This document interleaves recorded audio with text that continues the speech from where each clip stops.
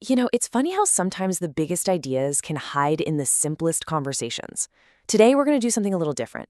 We're going to break down a really short, sweet chat between two friends and see if we can find the story, and maybe even a whole life philosophy that's hidden inside.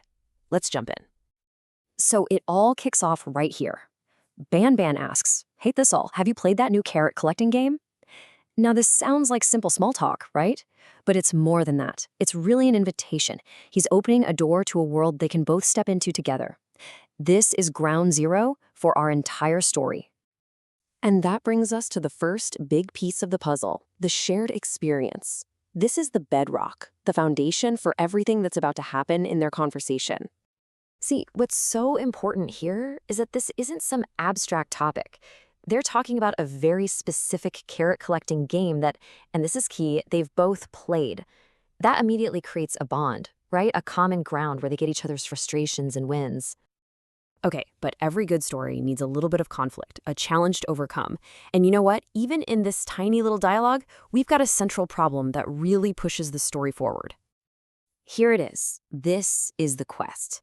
This will just lays it all out. It was so hard to find the golden carrot. So it's not just about any old carrots. No, the mission is to find the golden one. That single difficult goal gives their entire game a sense of purpose. And with any great quest, you need a great villain or at least a big obstacle. Ban Ban chimes in with the bad guy of our story. "I kept falling into those stupid tunnels." You can just feel the shared pain in those words. It's such a classic setup. And this just lays it out perfectly, doesn't it? On one side, you have the goal, the prize, the golden carrot. And on the other, you have the thing that keeps getting in the way, those frustrating tunnels. It's a conflict as old as time, what you want versus what's stopping you. But right when it feels like they're just stuck, talking about how annoying the game was, the whole mood shifts. A totally new idea comes into the picture, and it completely changes the conversation. This is the turning point. And it all hangs on this one tiny word, but. That's such a powerful pivot, isn't it? It signals we're about to move from the negative to the positive. We're leaving the problem behind and heading towards something delightful. And there it is. Those bouncing mushrooms were fun. Now, what's so wild about this is that one single, fun mechanic completely redeems the whole frustrating game for them. The thing they remember most fondly isn't finally getting the golden carrot. It was the simple, pure fun of the journey itself. And this is where it gets really, really cool. Because the conversation doesn't just stop at enjoying the game.